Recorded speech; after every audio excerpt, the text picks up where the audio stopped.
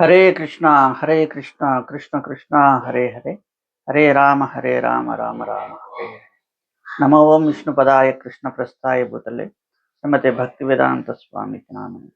నమస్తే సరస్వతి దేవం గౌరవాణి ప్రచారిణి నిర్విశేష శూన్యవాది ప్రాత్యాత్య దేశతారిణి. జయ శ్రీకృష్ణ చైతన్య ప్రభు నిత్యానంద శ్రీ అద్వైత గదాధర శ్రీవాసాది గౌరభక్త వృంద. హరే కృష్ణ. వీడియో తీసినప్పటికీ అది సరిగ్గా రాకపోవడంతో అది పంపించలేకపోయాను. మళ్ళీ ఈరోజు పంపించడం జరుగుతుంది. రెగ్యులర్గా సోమవారం వీడియో సోమవారానికి వస్తుంది. సో ఇందులో మనం ప్రధానంగా ఎంతో కాలంగా అనంతపురం లేకపోతే ఏదన్నా ఇస్కాన్ మందిరాలకి వస్తున్నటువంటి భక్తుల కోసం ఈ కార్యక్రమం ఏర్పాటు చేయడం జరిగింది. ప్రధానంగా ఏంటంటే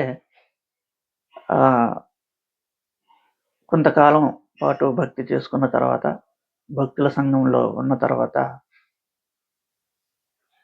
కొన్ని భక్తుల మధ్య కొన్ని కలతలు ఏర్పడుతూ ఉంటాయి. మేనేజ్మెంట్ అయితేనేంటి, లేకపోతే శిక్షా గురువు విషయంలో అయితే ఏంటి, లేకపోతే గురువు యొక్క విషయంలో అయితే ఏంటి,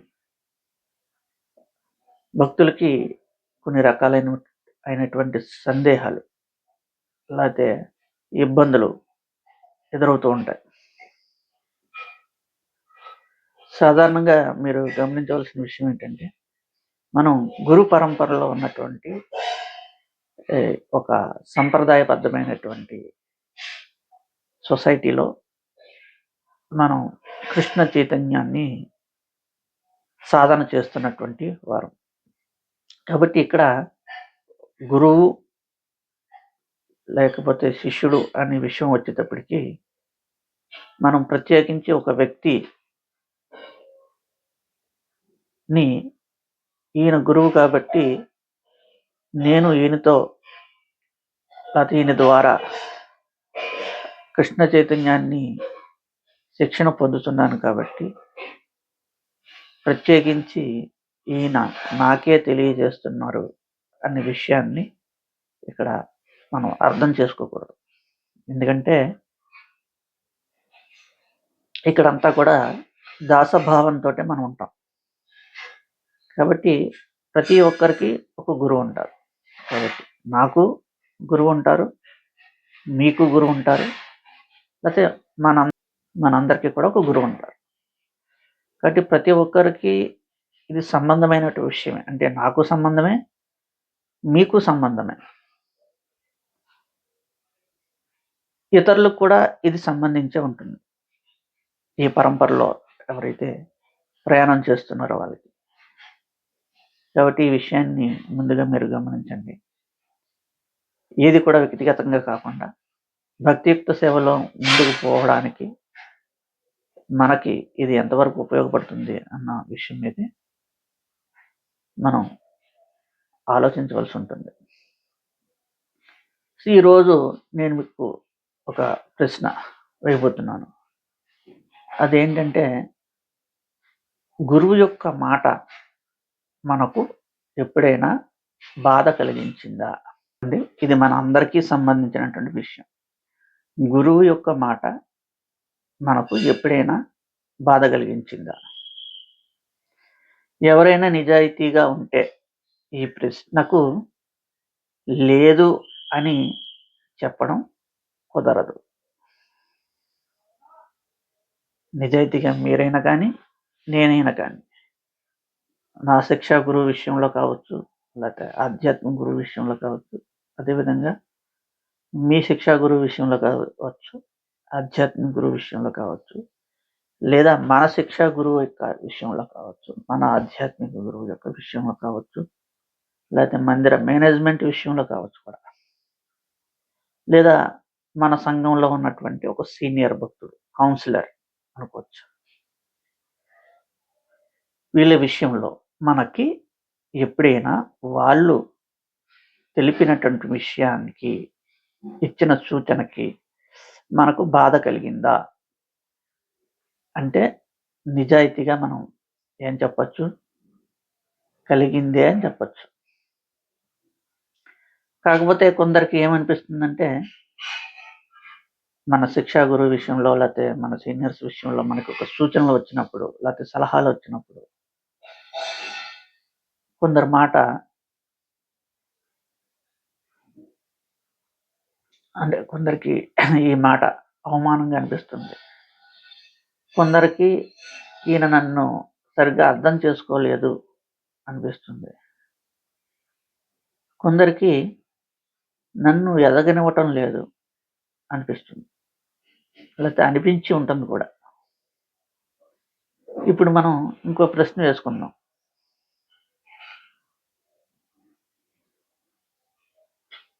మన సీనియర్ నుంచి ఒక సూచన వచ్చినప్పుడు, మన హృదయం బాధ కలిగినప్పుడు, పై 3లో ఏదో ఒకటైతే ఖచ్చితంగా అనుకుంటాం.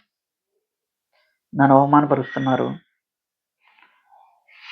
లేకపోతే నన్ను సరిగ్గా అర్థం చేసుకోవటం లేదు, లేకపోతే ఈయనకి నేను ఎదగడం అంటే ఇష్టం లేదు. సో ఈ బాధ వల్ల మనం కృష్ణునికి దగ్గరయ్యామా అని ఒక ప్రశ్న వేసుకుందాం. అంటే ఒక సీనియర్ భక్తుల నుంచో, లేకపోతే ఒక మేనేజర్ నుంచో, ఒక శిక్షా గురువు నుంచో మన యందు తీవ్రమైన విమర్శ వచ్చినప్పుడు, లేకపోతే సూచన వచ్చినప్పుడు, మనకి బాధ కలిగినప్పుడు, ఆ బాధ వల్ల మనం ఏమన్నా కృష్ణుడికి దగ్గరయ్యామా? లేక అది భక్తుల నుండి మనల్ని దూరం చేసిందా?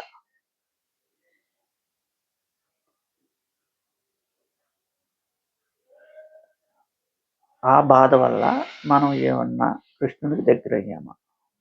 మీరు జాగ్రత్తగా దీన్ని గమనించండి.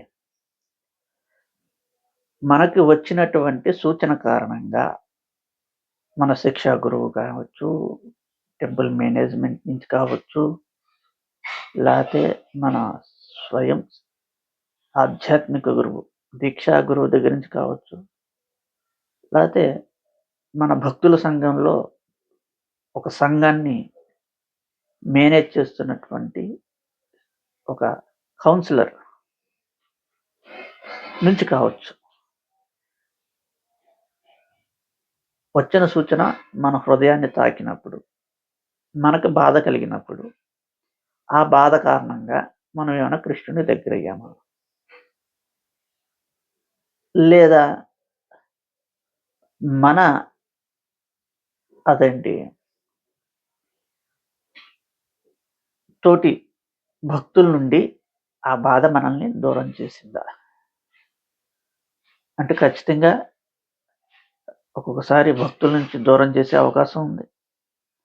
కానీ ఎట్టి పరిస్థితుల్లో అయితే కృష్ణుడికి దగ్గర చేసే అవకాశం అయితే లేదు.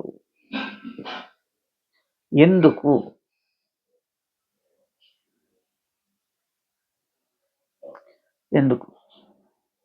ఈ ప్రశ్న ఈ వారం లేకపోతే ఈ 2 రోజుల పాటుగా ఒకసారి మీరు మననం చేసుకోండి, ఆలోచించండి. మనలో చాలామంది భక్తిని ఇలా అర్థం చేసుకుంటాం. ఏంటి? మనం మందిరానికి వెళ్తే అక్కడ నాకు ప్రశాంతత దొరకాలి. మందిరానికి వెళ్తే అక్కడ ప్రశాంతత దొరకాలి. ఎందుకంటే నేను భక్తి చేయడానికి వెళ్తున్నాను మందిరానికి. ఇంకొంతమంది నేను మందిరానికి వెళ్ళినప్పుడు అక్కడ నాకు ఎంతో కొంత గౌరవం దొరకాలి, ఎంతో కొంత గౌరవం దొరకాలి. ఇంట్లో ప్రశాంతత లేకుండా, ఇంట్లో మర్యాద లేకుండా ఏదో గుడికెళ్ళి ప్రశాంతంగా ఉందామంటే అక్కడ రాజకీయాలు ఎక్కువైపోయినాయి, అక్కడ ప్రశాంతత లేదు. ఇంట్లో గౌరవం లేదు, ఇదిలో గౌరవం లేదు, కనీసం గుళ్ళోకి వెళ్ళి కృష్ణారామ అని ఉందామంటే అక్కడ గౌరవం లేదు.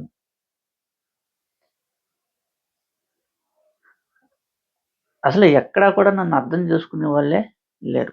కనీసం గుళ్ళో వెళ్ళినప్పుడన్నా, లేకపోతే గుడికి వెళ్ళినప్పుడన్నా కనీసం భక్తులన్నా నన్ను అర్థం చేసుకోవాలి కదా. ఎందుకంటే వాళ్ళు చాలా ప్రశాంతంగా ఉంటారు, జపం చేస్తుంటారు, కృష్ణుడి కోసమే తమ జీవితాన్ని అంకితం చేశారు.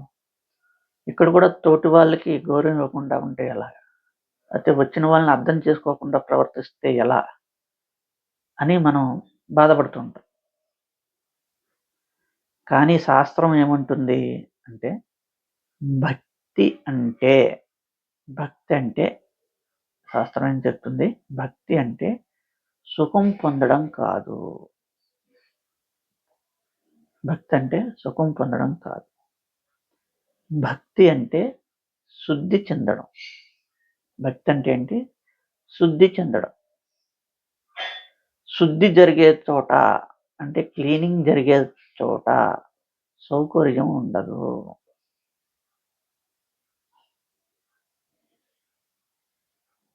అది ఎక్కడన్నా సరే క్లీనింగ్ జరుగుతుందంటండి. ఒక ప్రదేశాన్నో లేక ఒక వస్తువునో శుద్ధి చేసే ప్రయత్నం జరుగుతున్న చోట అక్కడ సౌకర్యాలు ఉండవు. అంత గజిబిజిగా అనిపిస్తూ ఉంటుంది. అదేవిధంగా భక్తి అంటే శుద్ధి చెందడం. శుద్ధి జరిగే చోట సౌకర్యం ఉండదు. ఇప్పుడు నేరుగా విషయానికి వస్తాం. దేవుడు మన ఎగోని ఎప్పుడు తాకడం. ఎందుకంటే ఆ పని అయింది కాదు. అలాగే భక్తులు కూడా మన ఎగోని తాకరు. ఎందుకంటే అది వాళ్ళ పని కాదు. అంటే తోటి భక్తులు వాళ్ళ పని ఏంటి? రావడం, భక్తి చేసుకోవడం, వెళ్ళిపోవడం. ఇక్కడ జాగ్రత్తగా గమనించండి. దేవుడికి ఆ పని లేదు, భక్తులకి ఆ పని లేదు. ఎందుకు లేదండి? ఇక్కడికి వస్తే అందరూ రకరకాలుగా ఉంటున్నారు. కానీ ఇక్కడ నేనేం చెప్తున్నా అంటే భక్తులు అంటే వాడు భక్తియుక్త సేవలో పూర్తిగా నిమగ్నం అయిపోతే నీ ఎగోని తాకే అవసరం వాడికి ఏం లేదు. కానీ గురువు మాత్రం తప్పకుండా టచ్ చేసే తీరుతాడు. దేన్ని? మన ఎగోని, మన అహంకారాన్ని. ఎందుకు? గురువు యొక్క పని మన బలాలను మెచ్చుకోవడం కాదు. నువ్వు ఇంత గొప్పోడు, అంత గొప్పోడు, నీకు తిరగలేదు. ఇది గురువు యొక్క పని కాదు. గురువు యొక్క పని ఏంటి అంటే మన బంధనాలని చూపించడం. ఏంటి గురువు యొక్క పని? మన బంధనాలను చూపించడం. నీవు పలానా బంధనంలో చిక్కుకుని ఉన్నావు, బయటపడాలి. కామ, కాంచన, కీర్తి ప్రధానంగా 3. సో ఈ 3 ఏదో ఒక బంధనాల్లో నువ్వు చిక్కుకున్నావు. నువ్వు గౌరవం కావాలను, లేకపోతే డబ్బు కావాలను, లేకపోతే ఇతర స్త్రీల యొక్క లేకపోతే పురుషుల యొక్క సౌఖ్యం కావాలను,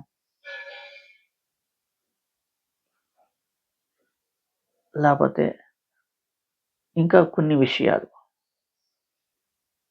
కృష్ణ సంబంధం కాని విషయాలతో నువ్వు ఎక్కువగా బంధనాలు ఏర్పాటు చేసుకుని ఉన్నావని ఆయన కృష్ణ సంబంధమైన విషయాల్లో ఉన్న నీ బంధనాల్ని ఆయన గుర్తించి నీకు సూచనలు ఇవ్వడం గురువు యొక్క పని.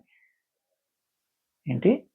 గురువు యొక్క పని నీ బలాలను మెచ్చుకోవడం కాదు, మన బంధనాలని చూపించడం. గురువు ఎటువంటి వాడు అంటే అద్దం లాంటి వాడు. అద్దం ముఖం అందంగా చూపించదు. మనం అద్దం ముందు నుంచుంటే మన ముఖాన్ని అందంగా చూపించాలి ఈ అద్దం అనుకుంటే అది పొరపాటు. అద్దం ఏం చేస్తుంది? నీవు ఎలాగున్నావో అలాగే చూపిస్తుంది. అంటే అద్దం ముందు నువ్వు నుంచున్నప్పుడు ఎలా ఉన్నావు అలాగే నీ ముఖాన్ని ఆ ముఖం మీద ఉన్న మురికిని క్లియర్గా చూపిస్తుంది. ఒకవేళ నువ్వు ఫుల్గా మేకప్ వేసుకుంటే చాలా అందంగా మేకప్ వేసుకున్నావు అని కూడా చూపిస్తుంది. కానీ గుర్తుపెట్టుకోవాలి, అర్థం నువ్వు మేకప్ వేసుకుంటే అందంగా కనపడేలాగా, నువ్వు అందంగా కనపడేలాగా మేకప్ వేసుకున్నావు అని చూపిస్తుంది ఖచ్చితంగా. ఇదే నీ సహజమైన అందం అని చూపించదు. నువ్వు మేకప్ లేకుండా ఉంటే నువ్వు సహజసిద్ధంగా ఎలా ఉన్నావో అలాగే చూపిస్తుంది. నీ మొఖం మీద మురికి ఉన్నట్లయితే ఆ మురికిని కూడా చూపిస్తుంది. సో, మనం అందంగా కనపడట్లేదనో, మన ముఖం మీద మురికి కనపడుతుందనో, మనం అద్దాన్ని నిందించడం వల్ల ఏమైనా లాభం ఉందా?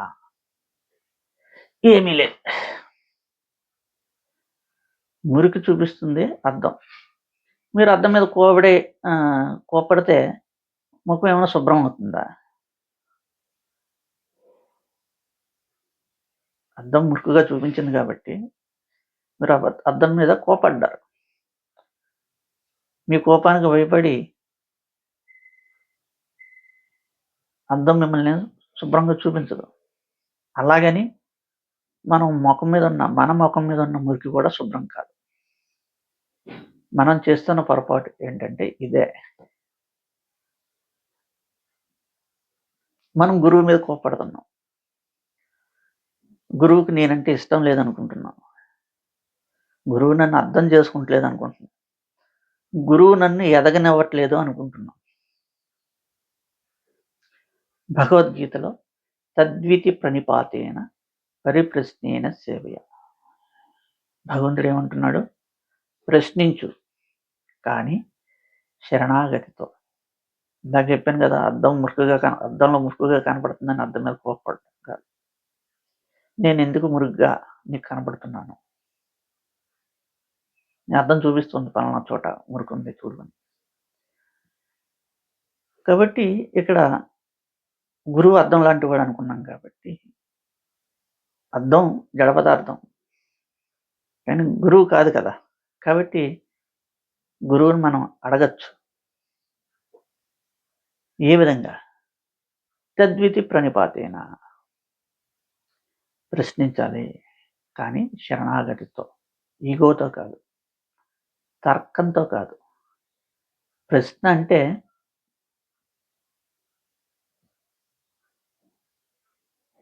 అంటే అర్థం చేసుకోవడం, దానికి ప్రయత్నించడం, అర్థం చేసుకోవడం అని అర్థం.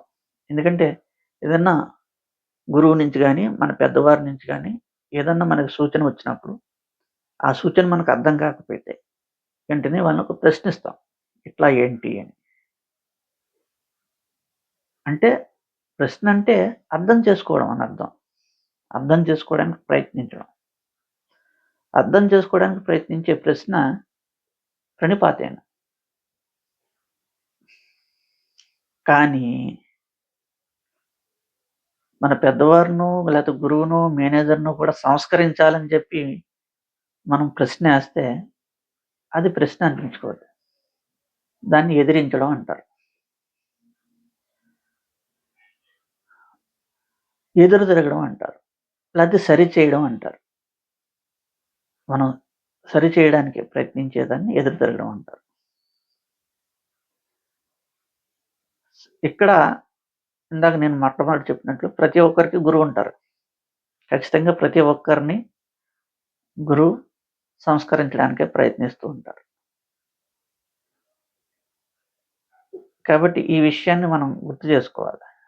మనకు కావాల్సింది ఏంటంటే మన గురువు నుంచి వచ్చిన సూచన మనల్ని సంస్కరించడానికి ప్రయత్నిస్తుందా లేదా అని మాత్రమే ఆలోచించాలి. ఇది చైతన్య మహాప్రభు సాక్షాత్ భగవంతుడు కృష్ణుడే. ఆయన కూడా గురువును ఆశ్రయించారు. ఎవరు? ఈశ్వరపురిని గురువుగా స్వీకరించారు. ఎలా? నేను పండితుణ్ణి అని కాదు, లేకపోతే నాకు సంస్కృతం బాగా తెలుసు అని కాదు. నిజానికి చైతన్య మహాప్రభు గొప్ప పండితుడు, గొప్ప సంస్కృతంలో గొప్ప సాహితీవేత్త. ఇందులో ఎటువంటి సందేహం లేదు. కానీ ఆయన తన గురువు గారి దగ్గరికి వెళ్ళి, అయ్యా నా హృదయం శుద్ధి కాలేదు, దయచేసి నన్ను సరిచేయండి,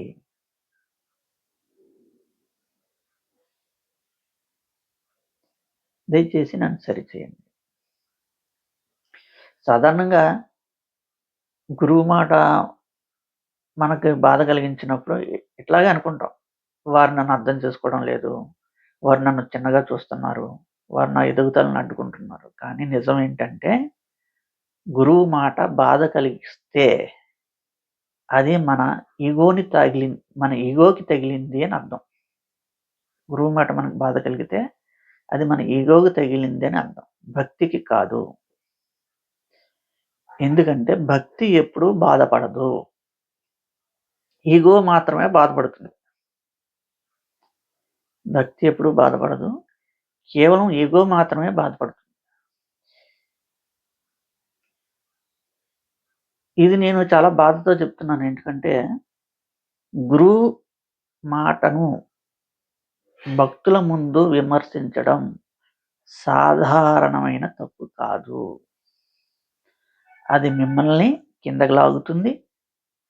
విన్న కొత్త భక్తుల్ని నాశనం చేస్తుంది. సంఘాన్ని అంతర్గతంగా పాడు చేస్తుంది. గురువు మాట నచ్చకపోతే గురువుకే చెప్పాలి. గ్రూపుకి కాదు. గురువు మాట నచ్చకపోతే నీవు గురువుకే చెప్పాలి. గ్రూపుకి కాదు. ఒక గ్రూప్‌ని పోగేసి ఇది ఇట్లా అన్నాడు, ఆయన అట్లా అన్నాడు, ఎలా అంటాడు? ఇది కాదు. ఇది భక్తిలో మర్యాద కాదు. మళ్ళీ ఒకసారి గుర్తుపెట్టుకోండి. మనం బాధపడ్డామంటే మనకి ఎగోకి తగిలిందని అర్థం, భక్తికి కాదు. గురువు అన్న మాట వల్ల. ఒకవేళ బాధ కలిగినప్పుడు ప్రశ్నించడం ద్వారా దాని యొక్క అర్థాన్ని మనం తెలుసుకోవచ్చు. లేదా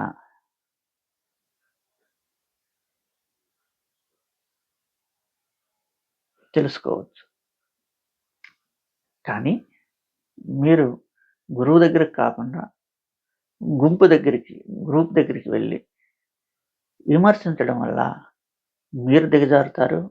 కొత్త భక్తుల యొక్క భక్తిని నాశనం చేస్తారు. సంఘాన్ని అంతర్గతంగా పాడు చేస్తారు. ఇట్లా చేయడం భక్తిలో మర్యాద కానే కాదు. గురువు యొక్క మాటల్లో నాకు ఇది ఎక్కువగా తగిలింది. గురువు మాట్లాడినుకున్న మాటలు మనకి ఎక్కువగా తగిలినాయి అనుకుందాం. అది నాకే కావచ్చు ఎక్కువగా తగిలింది. అప్పుడు ఎందుకు తగిలింది అని ఒకసారి మనం ఆలోచించాలి. 2, ఆ మాట నన్ను శుద్ధి చేసేదా లేక నా ఈగోను కాపాడేదా? అంటే ఆ గురువు అన్న మాట నా ఈగోను సంతృప్తిపరచడానికి నడుస్తుందా? లేకపోతే నన్ను శుద్ధి చేయడానికి వచ్చిందా? నేను ఆ బాధను గురువుకి దగ్గరికి తీసుకువెళ్ళానా? అంటే నేను ఆ బాధను తిరిగి గురువు దగ్గరికే తీసుకువెళ్ళానా? అంటే మీరన్న ఆ మాట నాకు బాధ కలిగింది. ఆ మాట అనడానికి గల కారణం ఏంటి? అని గురువుని ప్రశ్నించానా? లేకపోతే భక్తులతో పంచుకున్నానా? నన్నంత మాట అనేసాడు, ఎలా అంటాడు అలాగా? నేనింత సేవ చేస్తుంటే, ఇంతగా ప్రయత్నిస్తుంటే ఎందుకంటారు? ఇక్కడ ఇది లేదు, అది లేదు. మనం ఏదో మన బాధని భక్తులతో పంచేసుకుంటాం. అట్లా పంచుకుంటున్నామా? ఆ రోజు నుంచి నా భక్తి పెరిగిందా? లేక నా విమర్శ పెరిగిందా? అంటే గురువు అన్న ఒక మాట మనం బాధ కలిగినప్పుడు, ఆ బాధను తీసుకెళ్ళి మనం కొంతమంది భక్తులతో పంచుకున్నప్పుడు, అప్పటి నుంచి ఆ పంచుకోవడం ద్వారా మన భక్తి ఏమైనా పెరిగిందా? లేకపోతే ఇంకా విమర్శించడం అనే ఒక జాడ్యం పెరిగిందా? ప్రతి పనిని, ప్రతి మాటని, ప్రతి చేష్టని విమర్శించడం పెరిగిందా? ఈరోజు మనం ఎవరిని తప్పు పట్టడం లేదు. ఎందుకంటే గురువు అందరికీ ఉంటారు. నేను శిష్యున్నే, మీరు శిష్యులే. మన పరంపర ఉంది. ప్రతి ఒక్కరికి గురువు ఉన్నారు. నాకు ఉన్నారు, మీకు ఉన్నారు, మనకి ఉన్నారు. కాబట్టి ఇది కేవలం నేను కొంతమందికి చెప్తున్నాను వాళ్ళ కోసమే కాదు. ఒక శిష్యుడిగా నా కోసం కూడా. అంటే మనందరి కోసం. దీన్ని మనం జాగ్రత్తగా అర్థం చేసుకుంటే ఈ రోజు నుంచి మనం ఎవరిని తప్పు పట్టనవసరం లేదు. అది మేనేజర్ కావచ్చు, శిక్షకుడు కావచ్చు, లేకపోతే సంఘాన్ని కావచ్చు.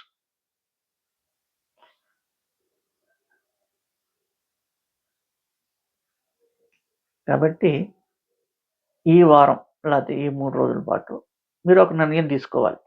ఏంటది? గురువు యొక్క మాట నాకు నచ్చకపోయినా అది నన్ను రక్షించేందుకే అని నమ్ముతున్నానా లేదా? గురువు యొక్క మాట నాకు ఇష్టం లేకపోయినా ఆ మాట నన్ను రక్షించడం కోసమే అని నేను నమ్ముతున్నానా లేదా? అని ఒకసారి మనల్ని మనం ప్రశ్న వేసుకొని ప్రతి విషయంలోనూ మనం కొంచెం ఆలోచించినట్లయితే కృష్ణ చైతన్యంలో ప్రతి ఒక్క అడుగు కూడా ఎటువంటి బాధ లేకుండా ఉన్నతమైన విలువలతో ముందుకు పోతుంది. సో ఈ గురువారంకి సంబంధించినటువంటి ఒక శిక్షణ మన కోసం. రేపు సోమవారం దీనికి కంటిన్యూ చేద్దాం. హరే కృష్ణ. ఏమన్నా సందేహాలు ఉంటే ఖచ్చితంగా వాట్సాప్ ద్వారా మీరు ప్రశ్న అడగవచ్చు. దానికి మీరు అడిగిన ప్రశ్నకి సమాధానం నేను తిరిగి జవాబు పంపిస్తాను. హరే కృష్ణ.